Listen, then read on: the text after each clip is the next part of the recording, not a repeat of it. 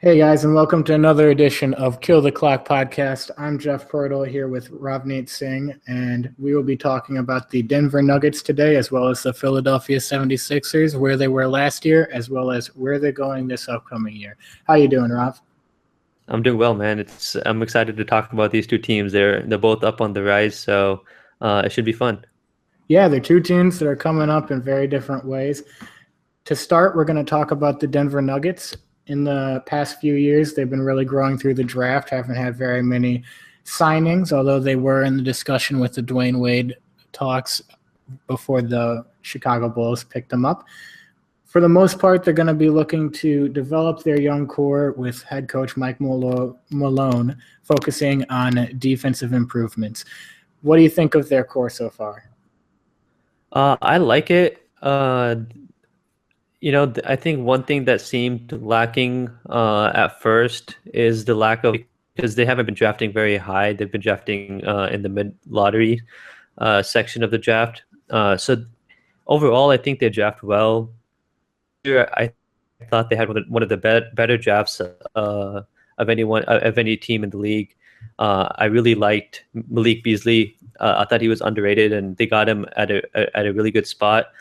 Before that, they drafted Juan Hernan Gomez, who is a modern stretch four. He's going to fit well next to their big centers that they have. And then with the seventh pick, I believe, Jamal Murray, which I was also a big fan of. But none of these players are perfect. They all have pros and cons to them. But I mean, what did you think about their draft? I thought they did pretty well for themselves. I agree. I think it's extremely hard, as you briefly mentioned, to draft in the mid-lottery area and steadily improve and consistently hit on guys in that area. When you're earlier in the draft, you can kind of have a more clear-cut answer on the guys you're picking. Everyone knew this year that Ben Simmons was going to go first overall. Last year, there was a lot of debate, but the top three were pretty much certain. And picking later on, as a Sacramento Kings fan especially, I'm sure you know, it can be Yes. very difficult to hit on these guys. And the Nuggets seem to do a pretty good job. Obviously, we don't know for sure with the 2016 draft, but in the years past, they've seemed to find guys like Gary Harris, Yusuf Nurkic, and later on, Nikolai Jokic, as well as Moutier last year, and with the seventh pick to really add to a young core without having to be the worst team in the league or the top few picks. And so that's something that is very difficult, and they seem to do a great job with. And I think a lot of that is attributed to their excellent international scouting. Yeah, I think they have really good international scouts. I was actually talking to one scout during summer league. He said that they saw Hernan Gomez on video and they didn't really like what they saw, but the moment he came to work out for them, he was just about the guy and that he misjudged him. So Hernan Gomez, I think he looked pretty good in summer league too. I mean, you probably saw him there, and I'm just curious, what are your thoughts on his summer league play? I was very impressed with him. I think that he is going to be an excellent stretch four, ideally, in the NBA. And I could definitely see where watching the film of his game, it doesn't really translate the way that he does in real life because he's a very unique athlete. He's extremely slender for his being a 6'9" frame, but he's extremely long too. They don't have an exact wingspan available, but according to Drafted Express, they estimate that he's around a 7-foot wingspan.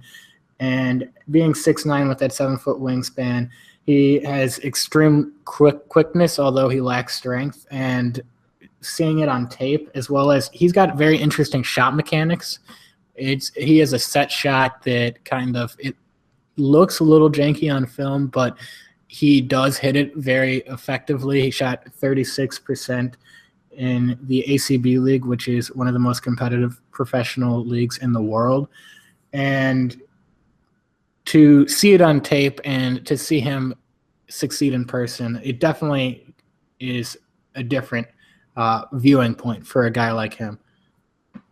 Yeah, Yeah, I think I remember him, the Nuggets playing the Suns in the summer league, and he's on to Ulyss, I believe, and was able to guard him pretty well and stuck with him. And I was that play alone kind of surprised me about his lateral quickness, and the shooting. Why they drafted him, or they went after Malik Beasley, and I think he's going to be a good fit next to Jokic, and I think that's probably why they got him. I mean, the shooting is something they're missing out of the power forward position. Kenneth Faried can't really spread the floor that well.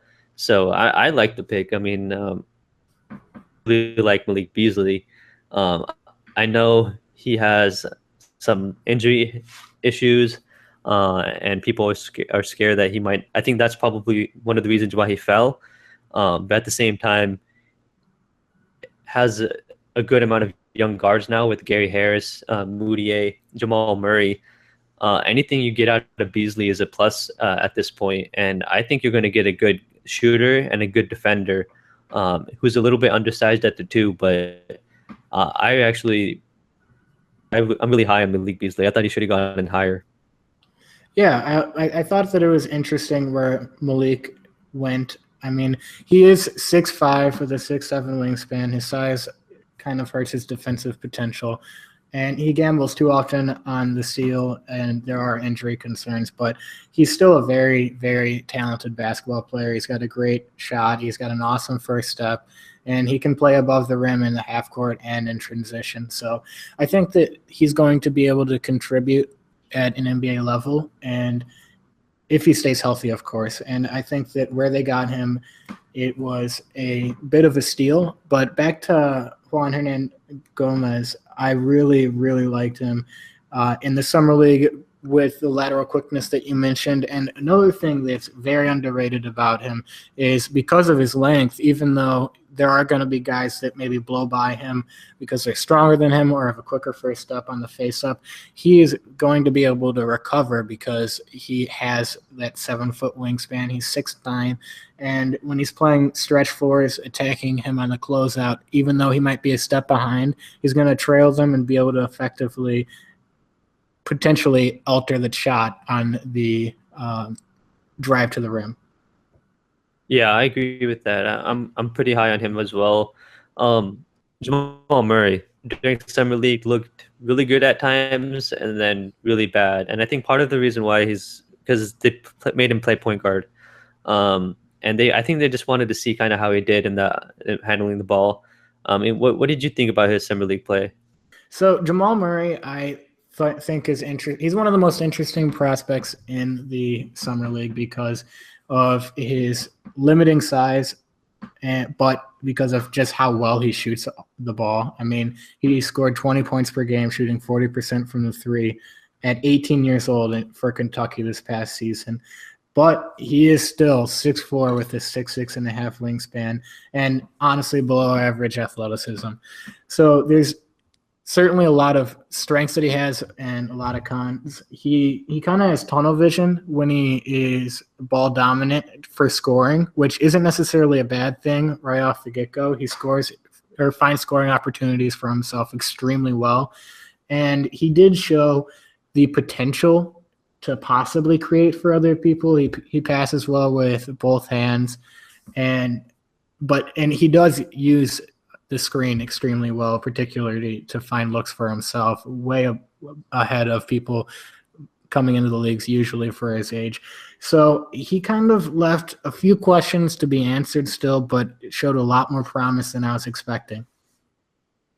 Yeah, on offense, he looked okay for the most part. I mean, I'm just more worried about his defense now than anything else because he looked kind of lost at times, and he also just couldn't keep up with some of the other guys that he was guarding. So I'm a little bit more worried about his defense than I was initially coming out of college, which I mean, a good defender coming into the league, but just be an average defender. And I still think he can be, but he doesn't really have the tools to be an elite defender.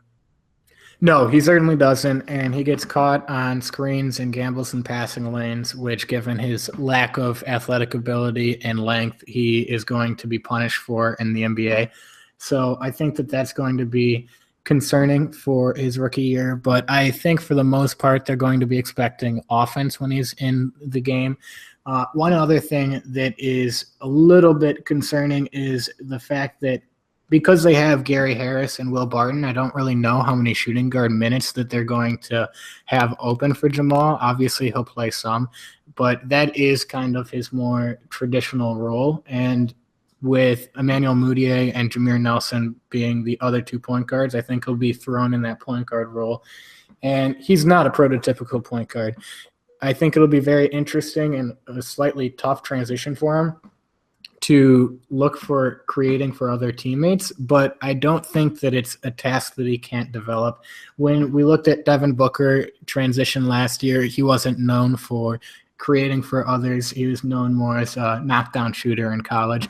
And by the end of the season, he had really developed that aspect of the game. So there's potential. I just haven't seen it yet. The thing that you pointed out that was interesting to me was that guards on this team, now, especially after they drafted two, it's like Gary Harris might be the odd man out, just because he's been there already 2 years, and I think last year he improved. He looked a lot better than his rookie year, but I think that he could and eventually get traded because I think they like Will Barton. Malone speaks highly of him and just says that he works his butt off. So I like Barton, especially coming off the bench. Does play reckless at times, but he is fun to watch. I just think that what you said about Jamal Murray being a point guard, or them trying to play him at point guard, he's really capable of doing that for long stretches in the game. I think you could run him in the pick and roll a little bit. Jameer is going to have to take most of that backup point guard role, and they're going to have to find for Jamal. Yeah, and I think that that's going to be a struggle unless they do move Gary Harris, and it doesn't seem like there's much of an indication that or any traction has been noticed, at least by anyone that I've seen, that they're looking to move Gary Harris. But if that isn't the case, it just might be one of those situations where they carve out a little bit of minutes at the shooting guard, a few minutes at the point guard, and reduce the minutes for Gary Harris. The only thing about that is coming into the third season, you kind of want him to be comfortable in his role and not worry about the minutes, competing for the minutes with a rookie and kind of worrying about where he is in his role in the season. I think that Mike Malone is very good at managing egos and kind of getting people to buy in. He was the only coach that I've ever seen DeMarcus commit to.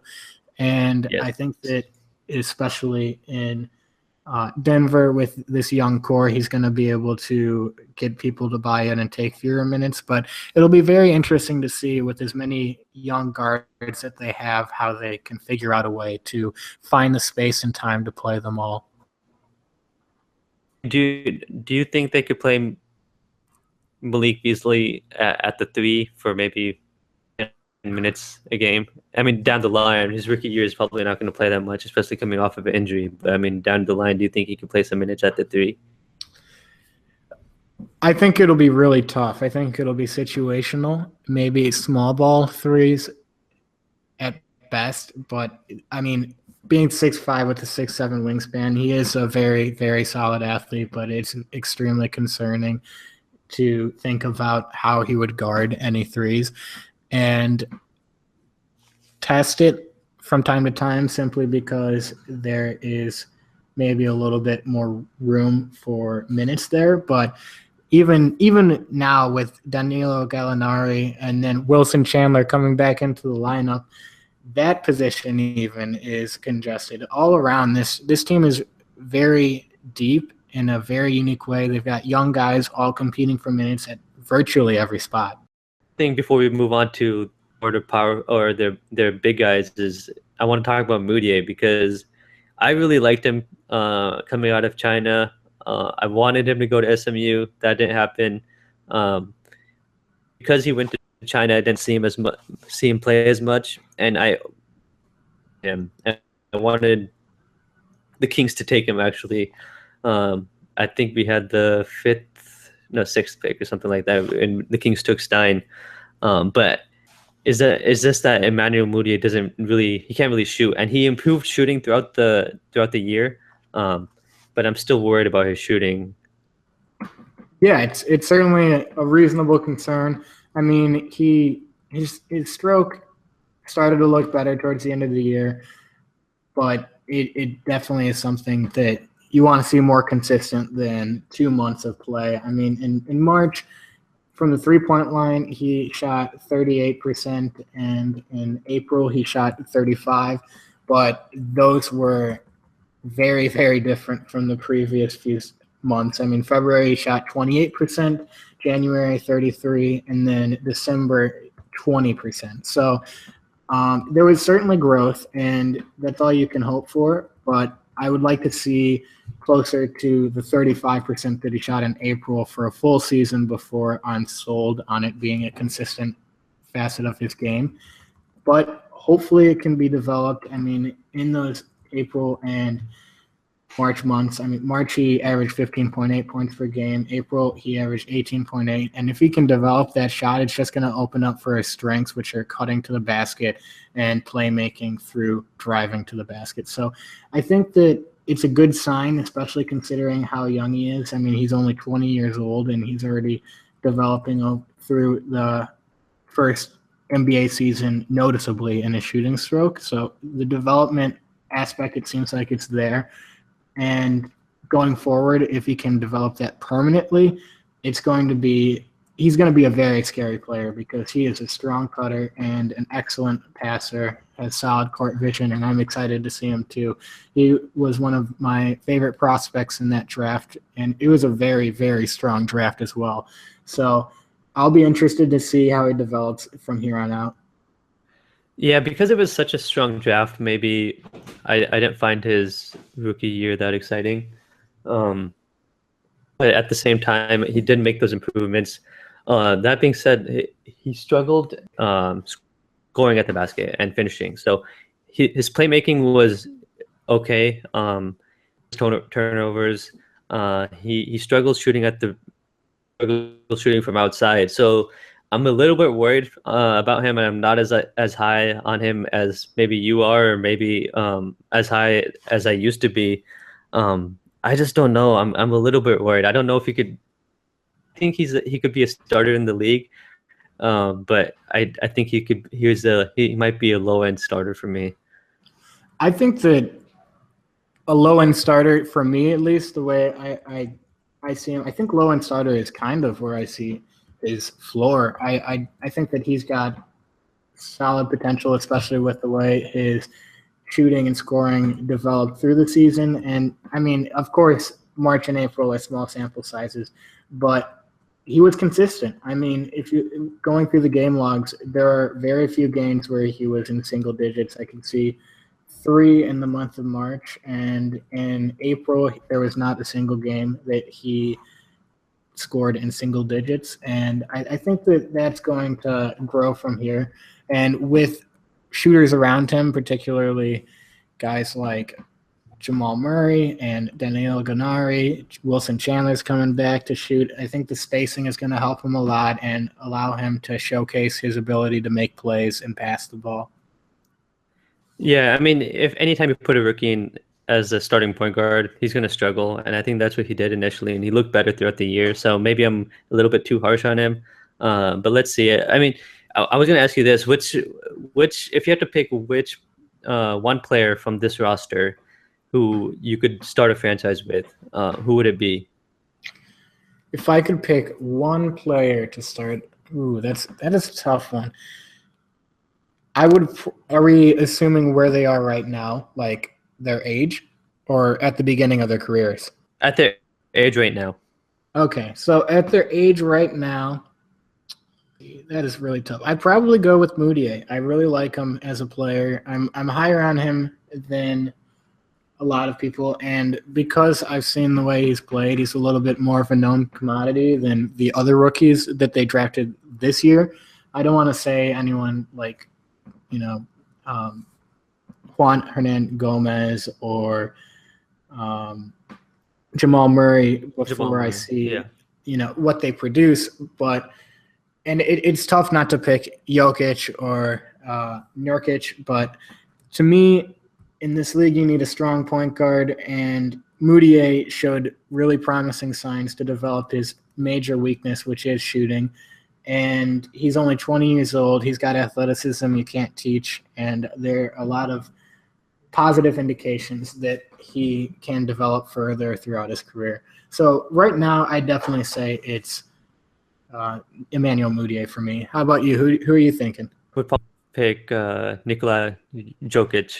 I'm just really impressed with what he's did with what he's done in the Olympics and through parts of last year. He was pretty inconsistent, and I think that's mostly due to his minutes that he was getting. Fan, I think he's an excellent post player. He's an amazing passer for his size. His defense is concerning, but if I had to pick one, it would probably be him. Then maybe Moutier, but it's pretty close between him and Murray actually for me.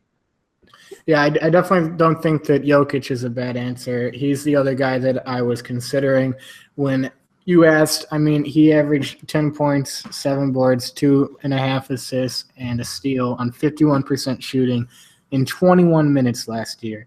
Those are insanely efficient numbers. I mean, advanced stats love him. He has a solid shooting stroke with room for growth and room to grow to the three-point line. From the free throw line, he shot 81%, and from three, he shot 33%, shooting a little more than 1 3-point attempt per game. So there's definitely a lot to love about him. And defensively, I mean, he steals the ball, he blocks the ball. He's a solid rim protector and post defender. He's a little slow on the perimeter and face-up game, but he is also a hard worker. Recently on the low post, Mike Malone was a guest, and he mentioned how dedicated he is to developing. He's always in the gym posting workout videos on his Twitter account, and just really, really work ethic that you want in a young guy. So I think that's not a bad answer, and he would be my second answer to Moutier, and I'm very interested to see how he grows from here.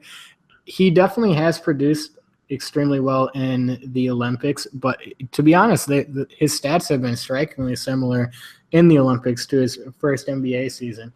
To last NBA season. He averaged 9.2 points per game, 6 boards, and 3.5 assists on 55% shooting in very similar minutes. I believe 22 minutes per game. So I think that he's a very solid pick. He has a solid, high basketball IQ and is an excellent passer, like you said, with only room to grow. But it'll be interesting to see how he develops further with an increased minute and heavier workload this coming season.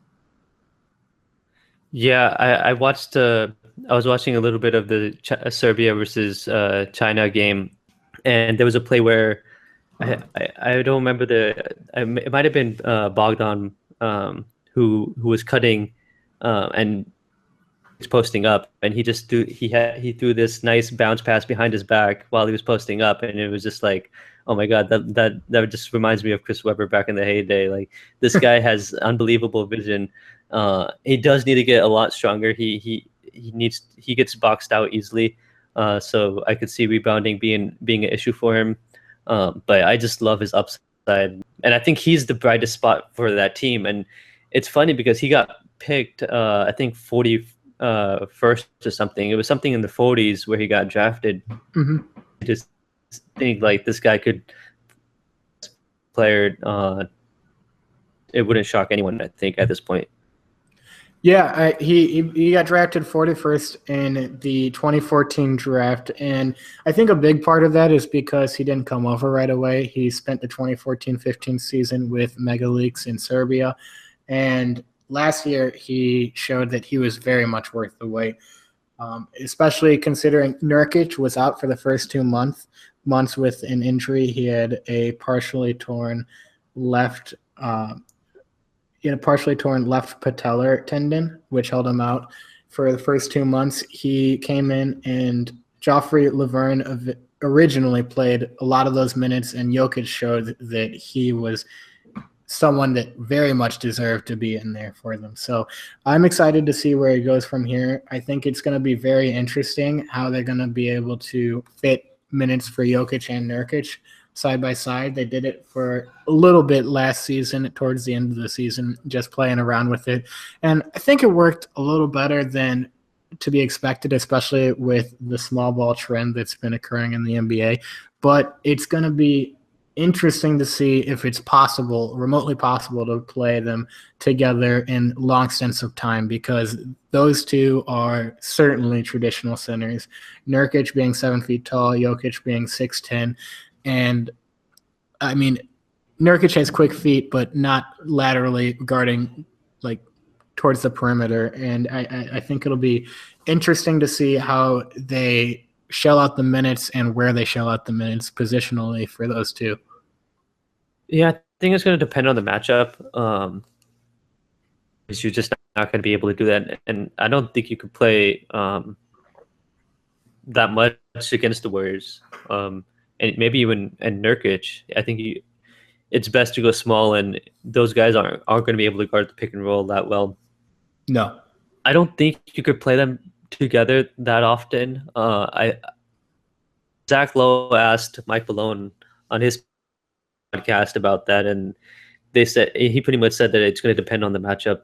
And I don't know if we're going to see it too often in this day and age. But at the same time, who doesn't really space the floor, I wonder how he's going to work with Nurkic and Jokic as well. I actually think that if I wouldn't be surprised if they wanted to trade Fareed, because they have a lot of these other young guys and bound to have a good year this year and eventually demand that a big contract. They have a really good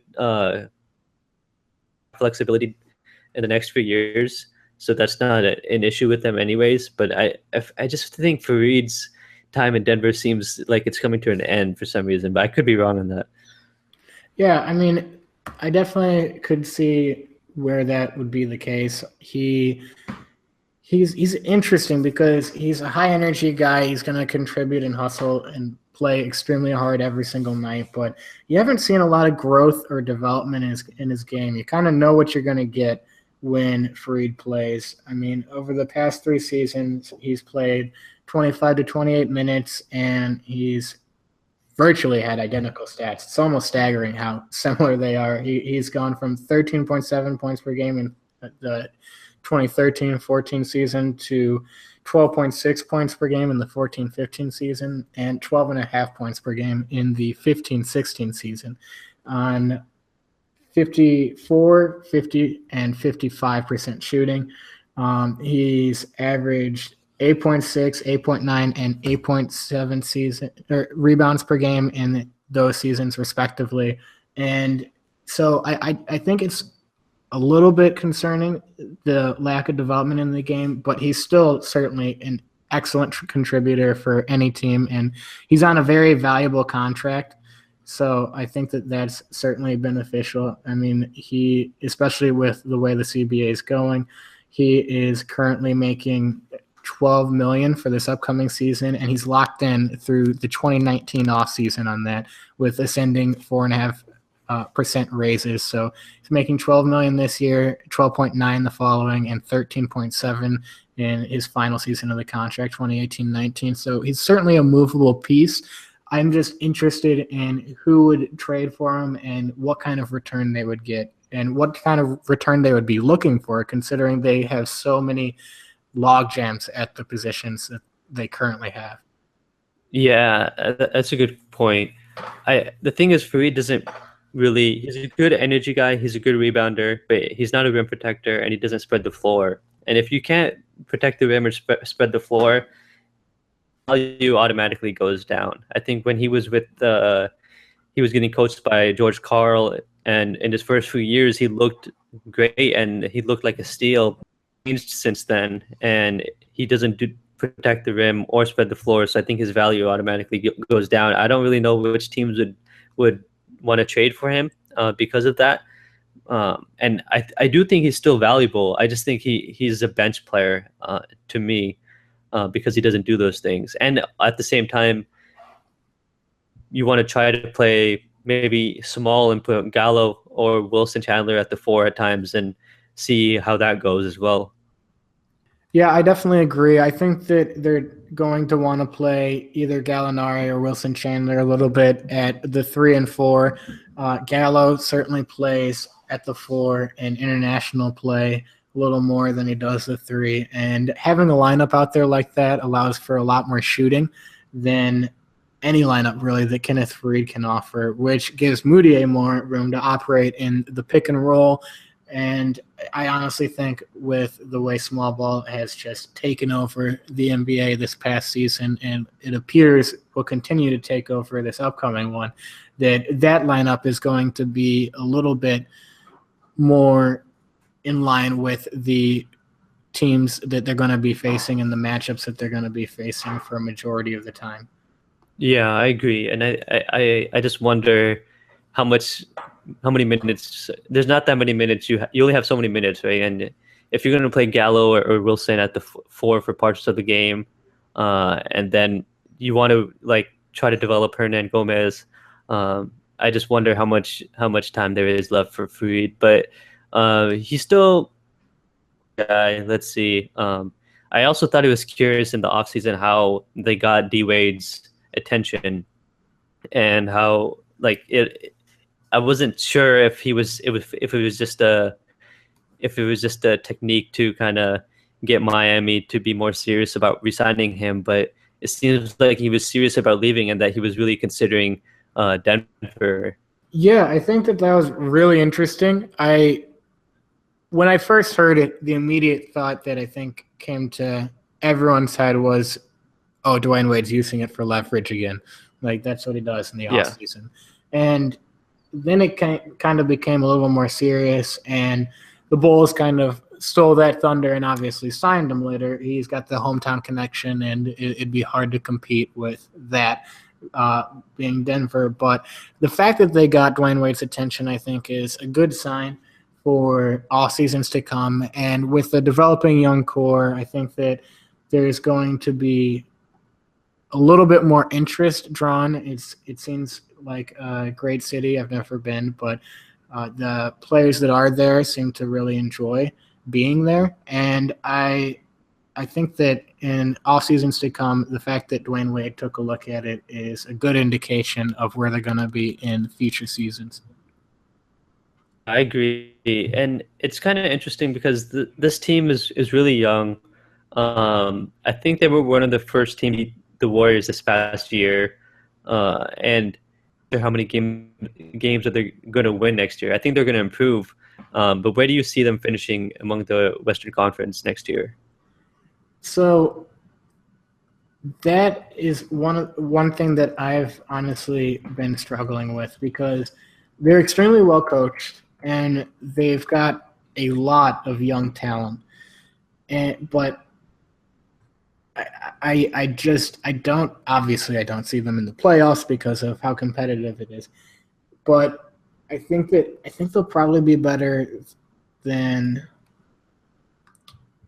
let's see. I see them finishing in probably the 12th in the West kind of range. That's kind of where I'm seeing them.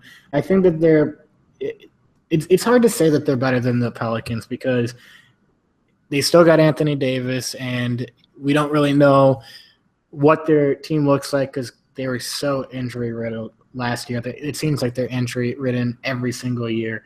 And Minnesota grew last year. That was one of the teams, or is going to grow this upcoming year, with Tom Thibodeau coming and the addition of Chris Dunn.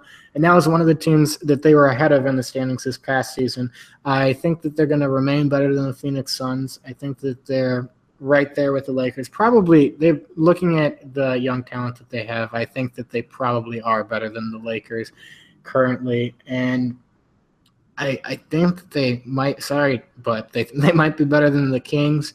But other than that, I don't really see who else in the West that they could beat out in the standings. So I think that right around the 12 range is a pretty good spot to expect them to be, especially because they're really focused on buckling down defensively and growing as a cohesive unit, finding what players should be playing at which positions and figuring out what their future is going to look like more than actually trying to really win now.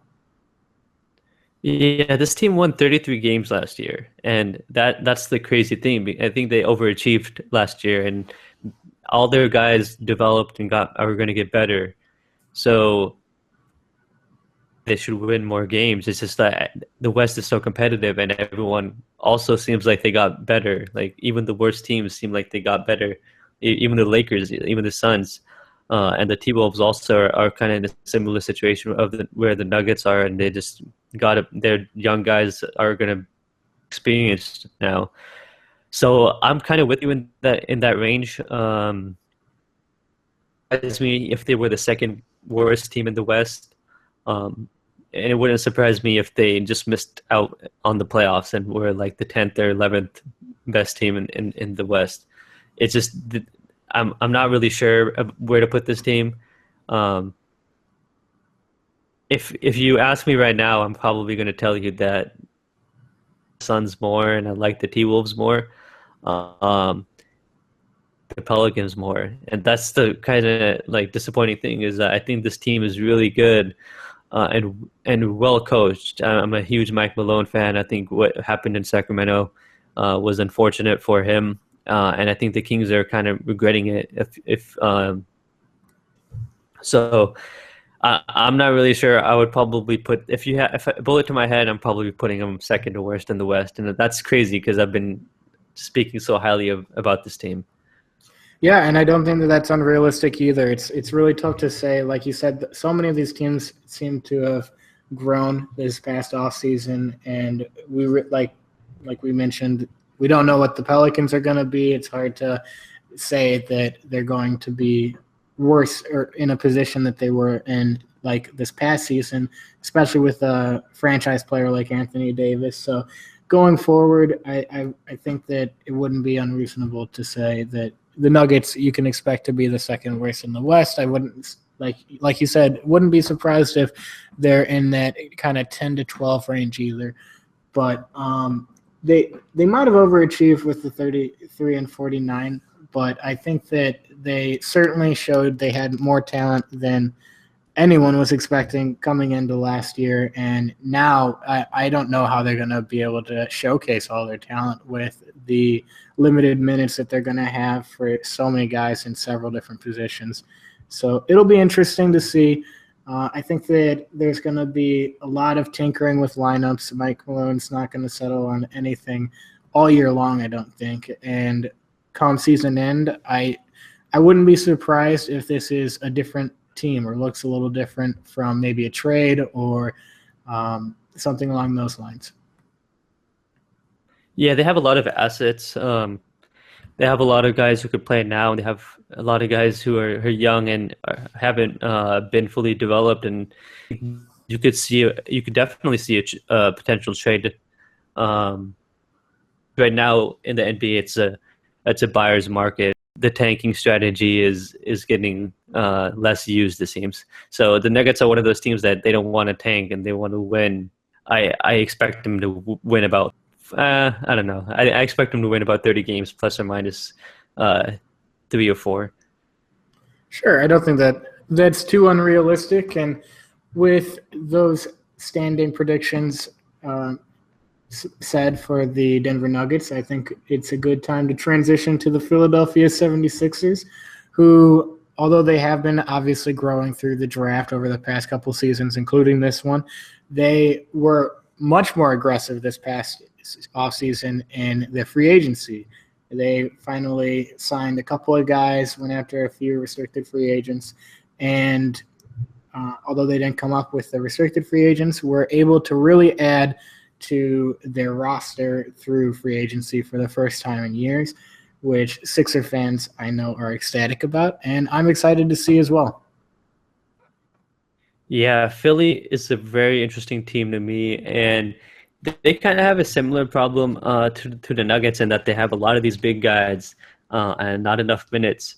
And so there's rumors. I think they've straight up said it that Simmons is going to have some time at the point guard position, and I Mm-hmm. think that's a smart move because of the lack of good point guards they have on this team, and because of Simmons' passing abilities. And you and I saw his some of his summer league games. He just put on a show some games, and his shooting even looked a little bit improved. Do you think about the Sixers putting him at the point guard position? Oh, I think that right now for the offensive side of things, that's the only place that he can play. I mean, to me, I didn't think that his shooting was really like he didn't impress me shooting in the summer league. Last year, he was 14 for 45 on jump shots. He scored 7 points on 10 catch and shoots, and he shot 1 for 3 on threes, which 1 for 3 doesn't sound good, but it's 3 shots, Yeah. like only 3. And I mean, watching him in shoot around, I saw him airball several shots. Obviously, it's shoot around. He's not really, putting his all into it, but he should be because he can't shoot, like in my mind, at all right now. So I honestly think that Ben Simmons is the best creator on the team, and that's really saying something considering they have TJ McConnell, who's made a career out of creating for his teammates, as well as they brought over Sergio Rodriguez from Spain, who is a pick and roll maestro, a very, very strong passer, excellent court vision. And Ben Simmons still might be the best passer, I think is the best passer on this team. I mean, we saw him toss passes effortlessly that no one else saw until he actually did it. I mean, this guy has vision like no big man that we've seen in a very, very long time, and I can't wait to see the way he creates for his teammates around him, especially now that they have a few more shooters, adding Jared Bayless as well as having Robert Covington. I think he's going to find them both. And with big men who can finish inside like Big Ja and hopefully, health permitting, Joel Embiid, it's going to be very interesting to see the way he dishes the rock. I mean, if he doesn't dish and play the point guard position, I don't know how any defensive team is going to really take him seriously and guard him. I think they're going to sag off way too much, and it's going to be inefficient offense, which is the last thing the Sixers need or want. So I think that that's really the only position offensively that he can play right now. Yeah, it seems like it because Okafor is going to spend most of his time in the post, and you're going to want Embiid to spend most of his time in the post when he's healthy. Which by the way, he seems like he's on the right track. His workout videos with Drew Hanlon have been really impressive. Footwork is sublime. I'm just very impressed with his play. Fingers crossed. Let's hope that he's healthy and that we could finally see him in the NBA game. He's not going to play that much. That being said, Noel, Okafor, and Saric, none of them can really spread the floor all that well. Though Saric has improved his shooting a lot in the last 2 years. When he got drafted, he was known as a non-shooter, but he's become one of the better shooters on his team, I believe. You can't really. It seems like you're going to struggle putting Simmons at the power forward. I mean, he's not bad posting up. He kind of has this awkward footwork that reminds me of Blake Griffin, where he's relying more on his athleticism more than his footwork. So I think putting him at the point guard position makes a lot of sense right now. Yeah, certainly, especially like we've talked about, they have so many big men currently, and by allowing him to play point guard on defense, he can try to pick up one of the forwards, do his best on that, and on offense, just create for his teammates, and hopefully be out there with guys like Nerlens Noel and Big Ja and Joel Embiid. Hopefully, Joel Embiid, I am the most excited for. If he's healthy this season, I don't know how I'll miss like a single Sixer game, because he intrigues me more than any prospect in the past few years. He's got a ceiling that I don't think very few prospects have. He at 7 feet tall, 7'5", with his agility and footwork and coordination for a big man and ability to run the floor. I mean, he seems like he has it all when healthy. And he went third in his draft behind Andrew Wiggins and Jabari Parker. But before he got hurt, I honestly thought that he should have been drafted first. Like, he impressed me like no one else has in a very long time. Yeah, and just his footwork is just amazing at his age, and he hasn't even been playing basketball all that long. So I'm definitely excited to see him play. I think he will be on a minutes restriction start of the season, but hopefully near the end, he could start to play 20 to 30 minutes a game, and that I'll be really excited to see. So let's just assume that Simmons are your front court players of the future. Is that crazy to assume, or I mean, do you think that it's going to be some other two guys? I don't think it's crazy to assume. I think that I don't think that they'll commit to Embiid and Simmons being the future until Embiid can successfully have a heavy workload throughout a full season. And that's concerning because they have Nerlens Noel, who's going to need to be extended pretty shortly, and Big Ja, both of whom are extremely talented and unique players. And I think that they're going to need to figure out a solution in either this season or the following one for moving them, and they're going to want a decent return because they're both extremely talented. I mean, they could extend them. They probably will just extend them and wait until they have a more concrete answer on Embiid's future.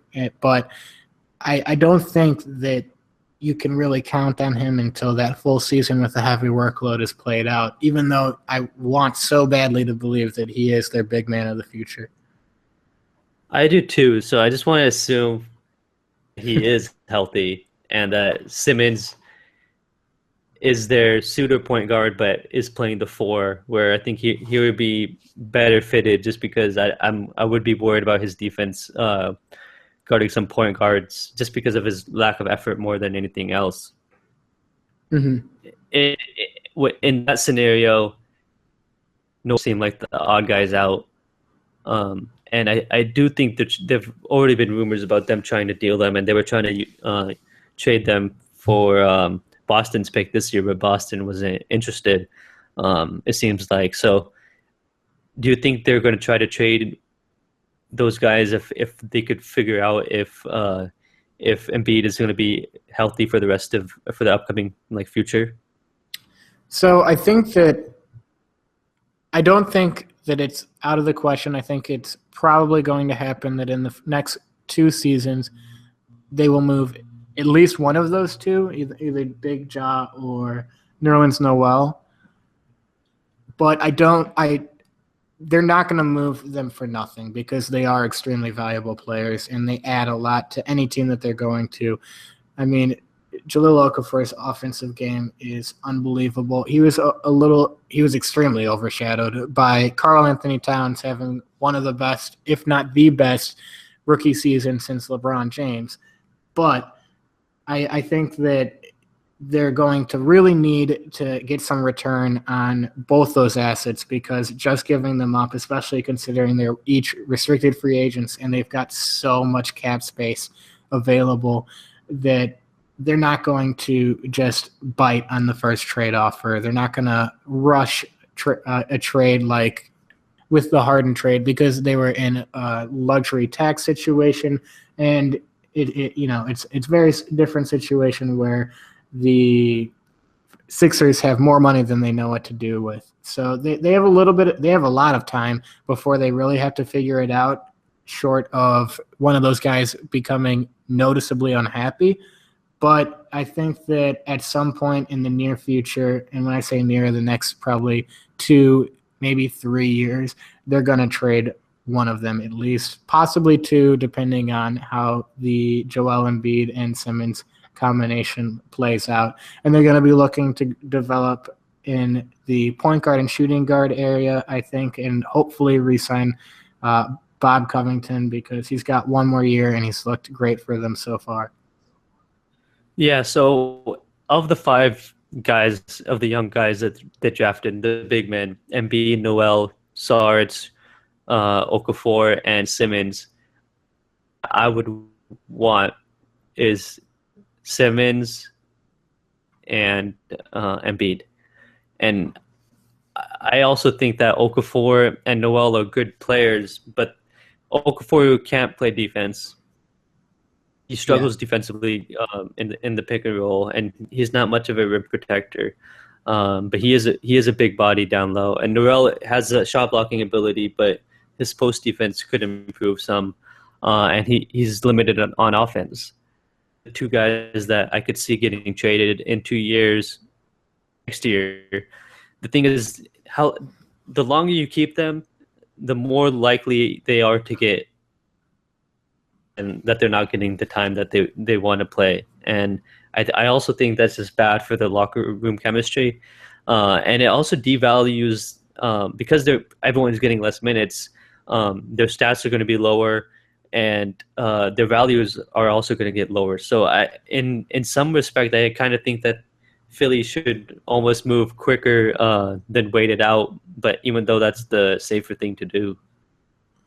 I think that that's a solid point. I do think that Nerlens Noel's kind of offensive contributions have been a little hindered by the fact that Big Ja is playing the center spot and kind of eating up space in the post. I think it's hard for him to showcase what he can do, because I think he's got solid post moves. Not great, but he's shown the ability to score a little bit in the post. His above the rim game is excellent. He catches lobs extremely well, and transition game, he is going to be a nightmare in years to come for defensive teams. But for the most part, I think that any team that's looking at either Nerlens Noel or Jahlil Okafor kind of know what to expect from the player that they're getting. Big Ja, excellent offense. Nerlens, excellent defense. And even if the minutes aren't there for them because they have those prolific bigs, I mean, Ben Simmons and Joel Embiid, it'd be hard to pry minutes from them if you're anybody. I think that because of what Nerlens and Big Ja are so good at and have already shown in their career, even if maybe they don't get the numbers that they were in seasons past, like they have been when they were playing more minutes, I think that the value is going to be there because so long as they're playing efficiently in the minutes that they have. And I think that short of there being a huge chemistry crisis for the locker room, I don't think it'd be good to sell too quickly. Yeah, I see that for sure. And I don't think they're gonna rush on trading any of them. And having Simmons play point guard kind of helps with that issue, because then it just opens up more minutes for the other guys to play center. But what do you think about the other 2 draft picks that they had this year between Luwawu and Korkmaz? Which one of those guys do you like better? So Luwawu, coming into the draft, I was very excited about him. I really wanted to see him succeed. He has solid athleticism and NBA length. But when you watched him play in Summer League, he really wasn't as impressive. He was a bit streaky. He's got solid shooting mechanics, but he was inconsistent shooting the ball there, and he really didn't stand out. And as a rookie, that's okay. He's still very young, 21 years old. but I think that I would have liked to have seen more from him as a wing guy that I was expecting to be able to shoot a little better. Korkmaz, I think he is one of those guys that, I mean, he's 6'7", 19 years old. He's a draft and stash. He's playing at least one more season in Turkey for Anadolu Efes Sports Club. So I think that he was a solid pickup. I'm just not really sure what to expect from him, or when to expect him in the NBA. Yeah, I kind of agree with you. I like Luwawu more. Korkmaz is probably the better shooter, but he's worse on defense. And Luwawu does have good shooting mechanics, and he's improved a good amount over the last year. So I like him better. I thought that was a good pick. I'm not a huge fan of Korkmaz, so of the two, I like Luwawu more. Certainly. Yeah, I do too. And I mean, Luawu's game above the rim is strong. He looks like he's going to get out in transition. And last year, the Sixers were 6th in the NBA in pace, which is the estimate of the number of possessions per 48 minutes for anyone who might not know that. And so I think that game plan, and with the athletes around him and the passing ability of the people around him, it's going to suit him for transition game, but it'll be a necessity in the future for him to be able to shoot on this team. Definitely. And I think Korkmaz Turkey is good for him and for the team because they signed Gerald Henderson and Jared Bayless that are going to take more time shooting guard position. So Luwawu being their starting small forward of the future, Sen and Bayless take the minutes at the shooting guard position. Definitely. What do you think of those signings? I thought they were interesting. I mean, if Sam Hinkie was there, I didn't really see that he would make those moves. They just didn't seem like Hinkie type moves. They seemed more like Jerry Colangelo moves, just like the Ish Smith one, where they're solid NBA guys who are rotation players, but future of the franchise. They're just there to win games and help the team look less embarrassing.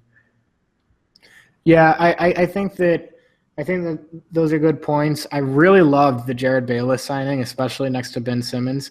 And the reason for that is he had shooting and playmaking as a guard, which the team desperately needed. They very much lacked any shooting at the point guard position.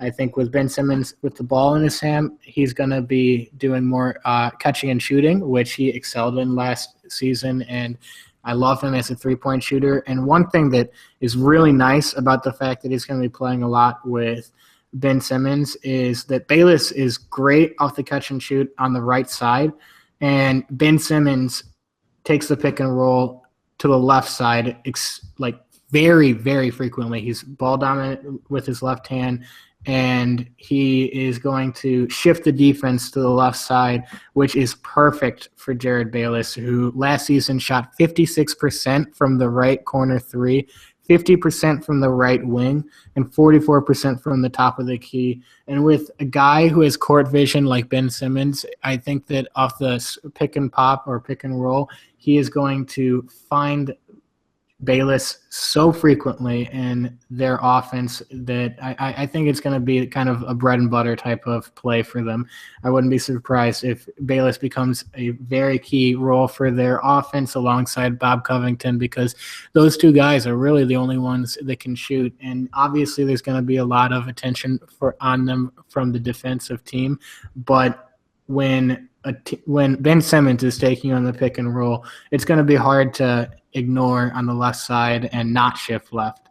And so I think it's going to be really beneficial for Bayless. And I thought that was really the best signing that they had this offseason, especially because 3 years, $27 million for a 27-year-old guard who played his best season last season.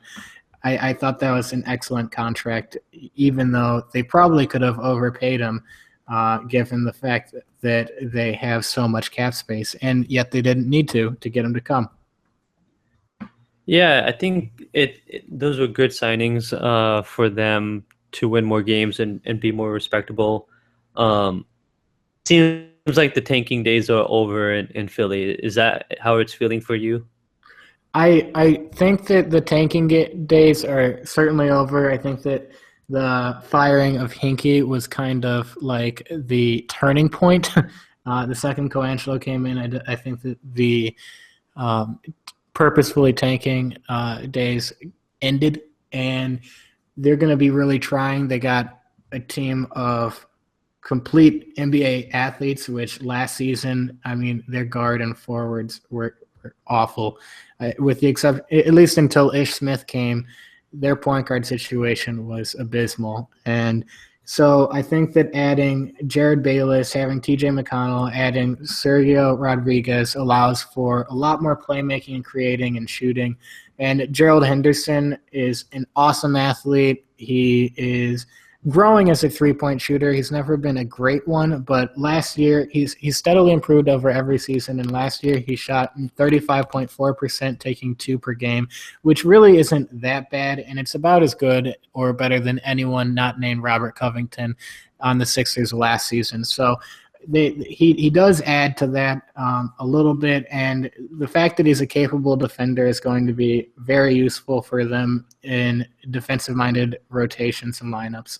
I'm sure Brett Brown is ecstatic to finally have a team of NBA players, even though they're still going to very much struggle this season and not really gain too much traction in the standings, but will look a lot better in losing.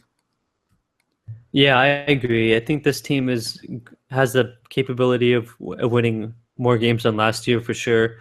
I could see their best lineup being something like Henderson, Covington, Simmons, and Okafor or Embiid, and that's a lot better than what they had last year. So things are definitely on the upswing for this team. Time, I expect them to finish near the bottom of the league in terms of wins. So they're still going to get a high draft pick, and they have the Lakers pick if the Lakers finish outside of the top 3. I think it's a top 3 protected pick.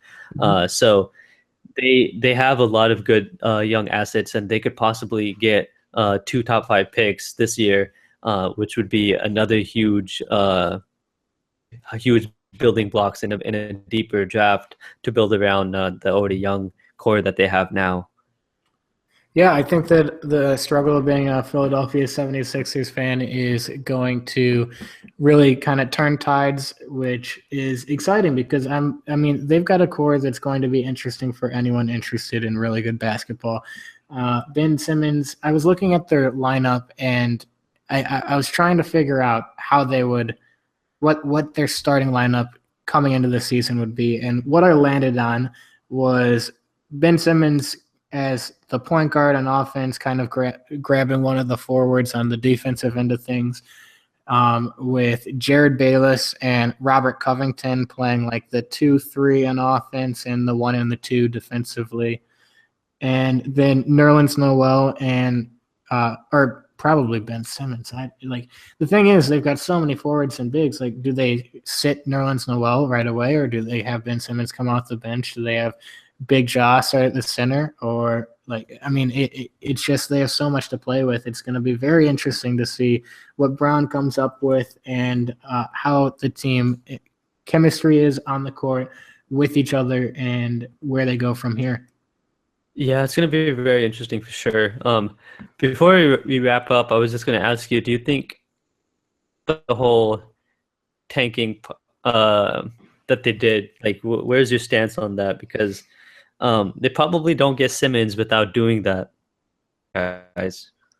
No, I don't think that they do get Simmons without doing that. And to be honest, they have a lot of assets. Their future looks bright, and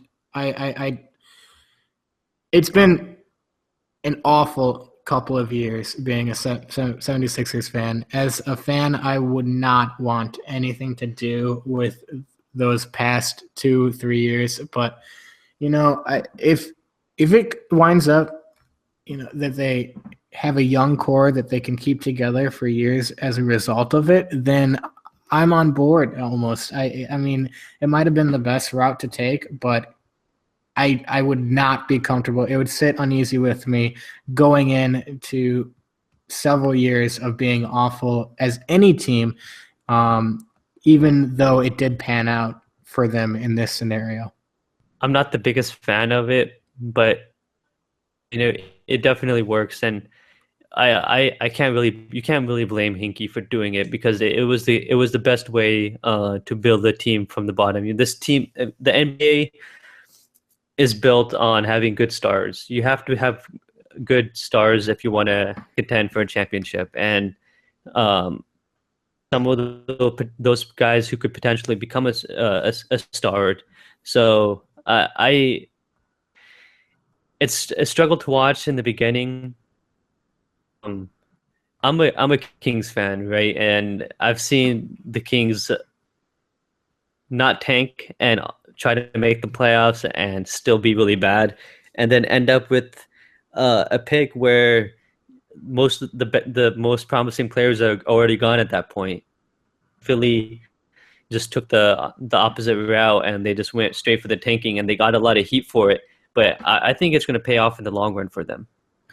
I think so too, and it's kind of interesting when you look at what the Denver Nuggets have been doing and trying to compete over the past few years, while like maintain a solid team on the court while also growing, whereas the Sixers have just deliberately been the worst team out that they could put out there, and have been growing through the draft and high draft picks with these assets and seeing kind of where their futures are, because in the short term, I think the Denver Nuggets obviously have the better team.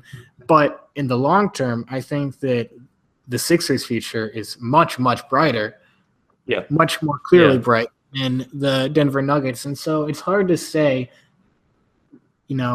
completely honestly, that the tanking method was a bad decision, even though it led to years of awful basketball in the city and, to be honest, miserable team to watch. So it's really tough. I don't think that there is a right decision, and I think that it takes a very, very committed upper management like Hinkie to successfully pull it off. But I think that, like you said, it does work, even though as fans of basketball, no one wants to see it. Yeah, and we talked about the Nuggets earlier. To draft well. And Philly has to draft well, even though they're picking in the very beginning. If Philly had picked Porzingis instead of Okafor, even brighter, and gets fired, or not fired, but I don't think he leaves. And so it's just kind of interesting. I mean, I don't know which way is the better way to go by building a team, but you have to draft well in no matter which way you choose to build. Yeah, and I think that both these teams have done it, and despite the fact that the Nuggets have drafted well, the upside is just not quite where I see the Sixers with all their assets and the star potential that they have, even though there's obviously no certainty that their young talent winds up being stars. I just see more of their players having higher upside than anyone on the Denver Nuggets roster. Like to your question earlier about who I would want to start a franchise with the Denver Nuggets, I would much rather choose from one of these players on the 76ers than anyone on the Nuggets, because they have several, honestly, very good options to start a franchise with, even though we don't know what they're going to turn out to be. With that, I think you could make the argument for Okafor over anyone on the Nuggets, and Simmons for sure over anyone on the Nuggets. And if Embiid is healthy, then it's also him. So I mean, there's just a lot of talent that this team has, and I think they have a brighter future than the Nuggets. Though I think both teams are gonna be good. Eventually, they're going to be playoff teams down the line. Absolutely. Is there anything else that you wanted to add? No, I think we pretty much covered the majority of both teams. It should be exciting to see where they finish off in the regular season. So I think that about wraps up everything for this podcast. In the coming week, expect an episode of Kill the Clock talking about the New York Knicks and Phoenix Suns. Thanks for listening.